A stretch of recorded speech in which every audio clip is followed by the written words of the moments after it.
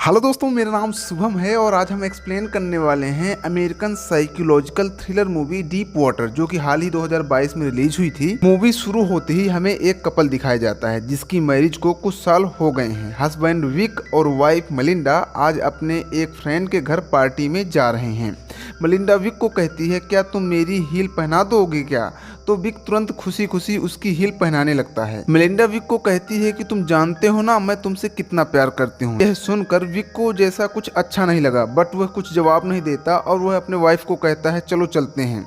Wick और Melinda अपने friend के घर में पार्टी में जाते हैं। वहाँ पर मलिंडा को अपना एक पुराना दोस्त जोएल मिल जाता है जिसके साथ वो बिजी हो जाती है। इधर विक अपने फ्रेंड्स के साथ कुछ बातें करने के बाद मलिंडा को ढूंढने लगता है तो वो देखता है कि मलिंडा घर के नीचे स्विमिंग पूल में जोएल के साथ एंजॉय कर रही है और उसको किस भी कर रही है। यह देखकर मलिंडा के हस्बैंड विक को दुख हुआ, लेकिन सरप्राइजिंगली अपनी बीबी को दूसरे किसी आदमी के साथ देखने के बाद भी विक को शौक नहीं लगा कि यार ये कैसे हो गया। विक के फ्रेंड भी विक को कहते हैं कि तुम्हारी वाइफ का जोएल के साथ कुछ रिलेशन लग रहा है, तुम कुछ करते क्यों नहीं? लेकिन विक अपने फ्रेंड की बात को इग्नोर कर देता है। लेकिन कुछ देर बाद मलिंडा पार्टी में पियानो बजाती है जिसको देखकर विक के चेहरे में मुस्कुराहट वापस लौट आती है। जो वाइफ थोड़ी देर पहले किसी और आदमी के साथ इन्वॉल्व थी, अभी उसी को पियानो बजाते हुए देखकर विक बहुत खुश हो रहा था। विक का ये बिहेवियर काफी सरप्राइजिंग होता है। पार्टी में जोएल और विक दोनों बात करते हैं तो जोएल विक को कहता है कि तुम कितने अच्छे हस्बैंड हो जो अपनी वाइफ की पर्सनल लाइफ में बिल्कुल भी इंटरफेयर नहीं करते हो। तुमको कोई फर्क नहीं पड़ता कि वो किसके साथ क्या कर रही है। तो विक कहता है कि मेरी वाइफ का एक पुराना एक्स बॉयफ्रेंड था जिसका नाम मार्टिन था। क्या तुम्हें पता है कि मार्टिन अभी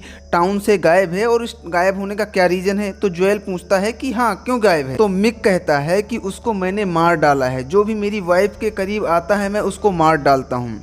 ये सुनकर जोएल काफ़ी डर जाता है और वह पार्टी से डर के मारे चला जाता है। पार्टी के बाद में मलिंडा विक को पूछती है कि क्या तुमने जोएल को धमकाया था? तो विक कहता है नहीं, बिल्कुल नहीं, मैंने तो उसको नहीं धमकाया। उसके बाद विक और मलिंडा अपने घर पे आ जाते हैं। इन दोनों की एक बेटी भी होती है जिसका नाम ट्रिक्सी होता है। ट्रिक्सी को संभालने के लिए एक बेबी सीटर आती है। आज बेबी सीटर के सामने ही मलिंडा ने अपना टॉप उतार दिया है। तो विक बेबी सीटर को समझाता है कि मेरी वाइफ एक अलग कल्चर से बिलोंग करती है, वह ब्राजीलियन है और वो काफ़ी ओपन माइंडेड है, इसलिए तुम इस चीज़ का माइंड मत करना। तो मलिंडा कहती है अमेरिका कितना सोफिकेटिंग है, यहाँ पे लोग कितने रिजर्व रहते हैं। उसके बाद में विक मलिंडा को बॉडी मसाज देता है और उसको पूछता है कि तुम्हें ऐसे लड़के ही क्यों पसंद आते हैं जिनके पास इंटेलिजेंस या ब्रेन नहीं होता। तो मलिंडा अपने हस्बैंड को काउंटर करते हुए पूछती है do you like me for my brain और समथिंग एल्स? वो कहती है कि मैं ब्रेन के लिए नहीं लड़कों को चूज करती हूँ, मैं प्लेजर के लिए चूज करती हूँ। बॉडी मसाज के बाद मलिंडा विक को दूसरे कमरे में जाने के लिए कहती है। तब हमें पता चलता है कि हस्बैंड और वाइफ दोनों अलग अलग रूम में सोते हैं। ब्राजीलियन वाइफ और अमेरिकन हस्बैंड की लाइफ बाहर से बहुत ही परफेक्ट दिखती है, लेकिन अंदर से इनकी लाइफ पूरी तरह से बिखरी हुई है। वाइफ अपने बॉयफ्रेंड्स के साथ इंजॉय करती है और हस्बैंड वाइफ को बहुत प्यार करता है। वो उसको छोड़ना नहीं चाहता तो वो उसके लवर्स को धमकाता है और उन्हें उनसे दूर करने की कोशिश करता है। विक अपना ज्यादातर टाइम अपनी बेटी ट्रिक्सी के साथ बिताता है और बाकी का बचा हुआ टाइम अपनी हॉबी हेल्सी क्लचर यानी स्नेल के रेज करने में बिताता है। विक ने अपने घर के बाहर गार्डन में एक छोटा सा स्नेल क्लचर के लिए रूम बना रखा है और यहाँ पर विक काफी टाइम स्पेंड करता है। विक और मलिंडा की डॉटर ट्रिक्सी बहुत ही स्मार्ट है। आज वह अपने स्कूल प्रोजेक्ट के लिए रिडॉक्स रिएक्शन पावर पोटैटो से चलने वाला रोबोट बना रही है। वो इतनी स्मार्ट है कि अपने डैड और अपनी मदर के बीच चल रही कन्फ्लिक्ट को बहुत अच्छी तरह से समझती है। विक अपनी डॉटर ट्रिक्सी को स्कूल छोड़ता है तो ट्रिक्सी की स्कूल टीचर कैली, जो कि विक की बहुत अच्छी फ्रेंड थी, वो कहती है कि मैंने सुना है कि तुम लोगों का मर्डर कर रहे हो। जोएल टाउन में यह बात फैला रहा है कि तुमने अपनी वाइफ के एक्स बॉयफ्रेंड मार्टिन को मार डाला था। विक कहता है कि मैं तो सिर्फ मजाक कर रहा था। तो कैली कहती है कि मजाक हो या सच हो, लेकिन आइडिया तुम्हारा काम कर गया। अब जोएल तुम्हारे घर के आसपास भी नहीं फटकेगा। यही बात उसके दोस्तों को भी पता चलती है। तो विक कहता है कि देखो, मैंने कोई मर्डर नहीं किया, मैंने तो जोएल के साथ सिर्फ मजाक किया था। वो अपनी वाइफ को समझाता है, लेकिन उसकी वाइफ उस पर बहुत चिल्लाती है कि तुमने मेरे दोस्त को धमका कर पार्टी से भगा दिया और मुझे लगता है कि तुमने मार्टिन का मर्डर किया हो। वो कहती है कि जोएल को कल रात डिनर के लिए बुलाना पड़ेगा और उससे सॉरी बोलना पड़ेगा। वो जोएल को अपने घर डिनर के लिए बुलाते हैं और डिनर के बाद मेलिंडा अपने हस्बैंड को कहती है कि तुम ट्रिक्सी के रूम में चले जाओ और उसे बैड टाइम स्टोरी सुनाओ। विक को पता था कि वो जोएल के साथ टाइम स्पेंड करना चाहती है। वो ट्रिक्सी के रूम में जाके उसको स्टोरी सुनाने लग जाता है। तो ट्रिक्सी अपने डैड को कहती है कि मॉम दूसरे आदमियों के साथ अजीब सा बिहेव क्यों करती है, मुझे ये आदमी जोएल बिल्कुल भी पसंद नहीं है, मैं आप दोनों को साथ देखना चाहती हूँ। विक कहता है मैं जानता हूँ, कोई बात नहीं, तुम सो जाओ। उसके बाद में विक अपने ही घर में अपनी वाइफ के साथ जोएल को मस्ती करता हुआ देखता है। तो वो किचन में जाकर प्लेट्स पटक देता है। आवाज सुन के ये दोनों बाहर आते हैं। बाहर आने पर विक जोएल को कहता है कि मैं तुमको कोई सॉरी वोरी नहीं बोलने वाला हूँ और मैं तुम्हें एक बात बता दूं कि मार्टिन का मर्डर मैंने ही हैमर मार मार के किया था। नेक्स्ट डे विक, मेलिंडा और ट्रिक्सी अपने फ्रेंड की एक पार्टी में जाते हैं जहाँ पर उसको एक राइटर डॉन मिलता है। डॉन कहता है कि मैं मूवीज स्टोरी लिखता हूँ, शॉर्ट्स स्टोरी लिखता हूँ, तुम क्या करते हो? तो विक बताता है कि मैं सॉफ्टवेयर इंजीनियर हूँ और मैं चिप बनाता हूँ जो ड्रोन टेक्नोलॉजी में यूज होती हैं। तो डॉन कहता है अच्छा, ड्रोन्स में यूज होते हैं, मतलब तुम अफगानिस्तान में बॉम्ब्स गिरवाने वाले काम करते हो। तो विक कहता है कि बॉम्ब्स ही क्यों, अगर तुम किसी भूखे आदमी को ढूंढ लो तो उसके घर में खाना भी पहुंचाया जा सकता है। तो डॉन कहता है कि पहुंचाया तो जा सकता है लेकिन खाना कोई पहुंचाता नहीं है, सिर्फ बॉम्ब ही गिराते हैं। और इसी बात में डॉन और विक के बीच में थोड़ा सा बात ही बात पर अनमन हो जाता है। तो डॉन आर्ग्यूमेंट करने लगता है। डॉन कहता है कि मैंने सुना है कि तुमने मार्टिन को मार डाला था। तो विक कहता है कि ये तो एक जोक था, तुम उस बात को इतना सीरियस क्यों ले रहे हो? पार्टी में विक अपनी क्लोज फ्रेंड और ट्रिक्सी की स्कूल टीचर कैली के साथ डांस करता है, जिसको देखकर मेलिंडा काफी जेलसी होती है और वापस आते समय वो विक को प्लीज करती है। इसके बाद ये दोनों घर जाकर पैशनेटली इंटीमेट होते हैं। विक को थोड़े दिनों के बाद में पता चलता है कि मेलिंडा पियानो क्लास ले रही है और वहाँ पर उसका टीचर चार्ली अब उसका नया बॉयफ्रेंड बन गया है। विक अपना टाइम तो स्पेंड स्नेल्स कल्चर में बिताता था लेकिन उसकी इमेजिनेशन अब उसकी बीवी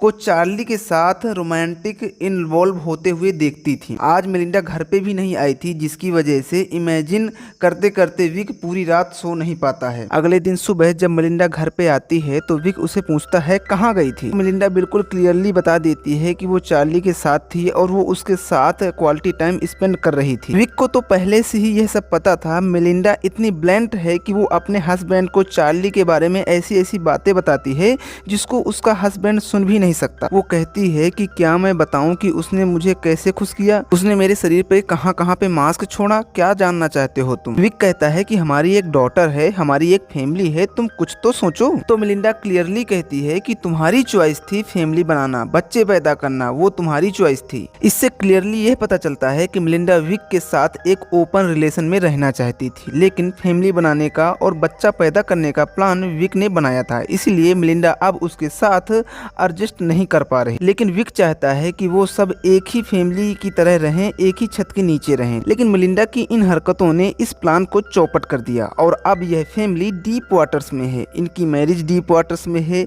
इनकी इमोशन डीप वाटर्स में है, मेलिंडा का बिहेवियर डीप वाटर्स में है और विक का फ्रस्ट्रेशन डीप वाटर में है। विक ने मन ही मन सोच लिया था कि अब ये सब नहीं चलेगा। आज विक के किसी और फ्रेंड के घर में पार्टी होती है और सब लोग यहाँ खूब इंजॉय कर रहे हैं। मेलिंडा का पियानो टीचर और उसका बॉयफ्रेंड चार्ली भी आया है, जिसको देखकर मेलिंडा बहुत खुश होती है। विक काफी अपसेट हो जाता है। पार्टी में मेलिंडा के रिक्वेस्ट करने पे चार्ली वहाँ पे पियानो बजाता है जिसको मेलिंडा काफी इंजॉय करती है। अब रात हो चुकी है और विक मेलिंडा को ढूंढ रहा है। विक मेलिंडा का सर्च करने के लिए ऊपर जाता है तो वो देखता है कि मेलिंडा और चार्ली काफी इंजॉय कर रहे हैं और वो अब कमरे से निकलकर स्विमिंग पूल में आ गए हैं और वहाँ पर भी काफी मस्ती कर रहे हैं, जिसको देखकर विक का पारा चढ़ रहा होता है। अपनी आंखों के सामने अपनी बीवी को चार्ली के साथ मस्ती करते हुए देखने पर अब विक ने अपने दिमाग में एक ऐसा प्लान बनाया है जिसका अंजाम चार्ली के लिए बहुत खराब हो सकता है। थोड़ी देर बाद में यहाँ पे बारिश होने लगती है जिसकी वजह से एक एक करके सारे लोग घर के अंदर आने लगते हैं। घर के अंदर सब लोग जब कुकीज एंजॉय कर रहे थे तब मौका देख के विक चार्ली को स्विमिंग पूल के अंदर डुबा कर मार डालता है और फिर चुपचाप अंदर आ जाता है और वह खुद भी कुकीज खाने में बिजी हो जाता है। इधर मेलिंडा चार्ली को ढूंढ रही होती है। वो बाहर देखती है तो वो देखती है कि चार्ली स्विमिंग पूल में मरा हुआ तैर रहा है। वो चिल्लाती है, तब सब लोग मिलकर उसको बाहर निकालते हैं, उसको रिवाइव करने की कोशिश करते हैं, लेकिन वो रिवाइव नहीं हो पाता। डॉक्टर और पुलिस की टीम आती है और डॉक्टर उसे डेड घोषित कर देते हैं। पुलिस यहाँ पे सबसे इन्वेस्टिगेशन करती है, लेकिन कुछ खास पुलिस को नहीं मिलता। पुलिस फिलहाल इनको एक्सीडेंटल ड्राउनिंग का केस ही मानती है, लेकिन डॉन, जिसने विक और चार्ली को स्विमिंग पूल में अकेले देखा था, वो विक के ऊपर डाउट करने लगता है। डॉन ने अब एक प्राइवेट इन्वेस्टिगेटर हायर किया है जो विक पे नजर रखता है। विक इस आदमी को अपनी वाइफ के साथ पकड़ लेता है। ये आदमी पहले तो अपने आप को साइकोथेरेपिस्ट बताता है, लेकिन विक को पता चल चुका था कि ये इन्वेस्टिगेटर है और उसने अपनी वाइफ के बैंक स्टेटमेंट से पता लगाया कि उसकी वाइफ डॉन को कुछ पैसे इस इन्वेस्टिगेशन के लिए ट्रांसफर करती थी। तो वो अब डॉन के घर जाकर डॉन को चिल्लाता है कि तुम्हारा क्या हक बनता है कि तुम मेरे ऊपर किसी इन्वेस्टिगेटर को नजर रखने के लिए कहो। हालांकि डॉन की वाइफ कैली डॉन को माफी मांगने के लिए कहती है, लेकिन वो कहता है कि मैं कोई माफी नहीं मांगूंगा, मैंने क्या किया है। इस इवेंट के बाद में विक और डॉन के बीच में दरार काफी बढ़ जाती है, लेकिन विक के लिए मुसीबत डॉन नहीं था, मुसीबत उसकी बीबी थी जो अब अपने एक नए बॉयफ्रेंड के साथ घूम रही थी। टोनी नाम का ये आदमी मेलिंडा का कॉलेज में बॉयफ्रेंड था और वो अब किसी वजह से वापस यूएसए में रीयूनाइट हो गए थे, जिसको देखकर विक के मन में जेलसी वापस से रीइग्नाइट हो गई है। इधर विक की डॉटर विक को कहती है कि डैड, मुझे पता है कि आपने क्या किया है, मुझे पता है कि आपने चार्ली को मार दिया है। तो विक कहता है कि अगर तुम्हें पता है तो फिर ये बात अपने बीच में ही रहनी चाहिए। इसके बाद में ट्रिप्सी अपने रूम में जाती है तो विक मेलिंडा को अपने नए बॉयफ्रेंड टोनी से बात करते हुए ऊपर से सुन रहा है। वो सुनता है कि मेलिंडा अपने बॉयफ्रेंड से कह रही है कि कब चलने का प्लान है। ट्रिक्सी को इस बात की धीरे धीरे आदत पड़ जाएगी। मेलिंडा की ये बातें सुनकर विक को ये बात समझ में आ गई कि वो ब्राजील जाने का प्लानिंग कर रही है और वो ट्रिक्सी को भी अपने साथ ले जाएगी। वो टोनी के साथ जाकर वापस अपनी नेटिव कंट्री ब्राजील में बसने का प्लान कर रही है। अगले दिन विक का गुस्सा और बढ़ जाता है जब टोनी मेलिंडा के बुलाने पर उसके घर आता है और मेलिंडा के साथ लंच करके डांस करता है और उसके साथ काफी एंजॉय करता है। विक को सब कुछ बिल्कुल भी सहन नहीं हो रहा होता है, इसलिए वो अगले दिन टोनी को एक रेस्टोरेंट से निकलते हुए पिक कर लेता है और कहता है कि मेलिंडा ने यहाँ से थोड़ी दूर पर एक प्रॉपर्टी साइट देखी है, चलो देख के आते हैं। इंसिस्ट करने पर टोनी कार के अंदर बैठ जाता है और ये दोनों इस टाउन से काफी दूर एक हाइकिंग साइट पे जाते हैं। और विक यहाँ पे काफी रफ कार चलाता है, जिसको देखकर टोनी को बड़ा अजीब लगता है। अब ये दोनों हाइकिंग साइट पे नीचे उतर जाते हैं। टोनी थोड़ा आगे चला जाता है तो विक एक पत्थर उठाकर टोनी के सर पर अटैक कर देता है, जिसकी वजह से टोनी लुढ़कता लुढ़कता हाइकिंग साइट के बिल्कुल नीचे एक रिवर पर जाके मर जाता है। उसके बाद विक नीचे आता है और टोनी के जेब से उसका बटुआ निकाल देता है। विक टोनी की डेड बॉडी को एक बड़ा सा पत्थर अपने बेल्ट के साथ बांधकर नदी में डुबा देता है और उसके बाद विक अपने डॉगी के साथ वापस घर पे आ जाता है और मेलिंडा को पूछता है कि आजकल टोनी नहीं दिखाई दे रहा, क्या बात है। विक अपनी डॉटर के साथ आराम से यहाँ पर खाना एंजॉय कर रहा है। मेलिंडा कहती है कि काफी दिन हो गए हैं हाइकिंग साइट पे पिकनिक के लिए नहीं गए, वहाँ चलते हैं। तो विक मेलिंडा अपनी डॉटर के साथ हाइकिंग साइट पे पिकनिक के लिए चला जाता है और वहाँ पर विक अपने द्वारा लिए गई फोटोज को मेलिंडा को दिखाता है, जिसमें मेलिंडा की बहुत सारी फोटो का कलेक्शन होता है, जिसको देखकर मेलिंडा बहुत खुश हो जाती है और वो कहती है कि तुम अकेली ही एक ऐसे हो जो मेरी सभी हरकतों के बावजूद भी मेरे साथ रहना चाहते हो, मैं सच में तुमसे प्यार करती हूँ। और वो काफी इमोशनल हो जाती है। तभी विक देखता है कि उसकी डॉटर ट्रिक्सी नदी के पास चली गई है, तो उसको लाने के लिए वो वहाँ पर जाता है तो वो देखता है कि वहाँ पर टोनी की डेड बॉडी फूलने की वजह से पानी के ऊपर आ गई है। अब विक को लगा कि किसी को पता न चल जाए, इसीलिए अब वो वहाँ से मेलिंडा ट्रिक्सी को लेकर निकल जाता है, लेकिन जानबूझकर मेलिंडा का एक स्कार्फ वहाँ पर छोड़ देता है,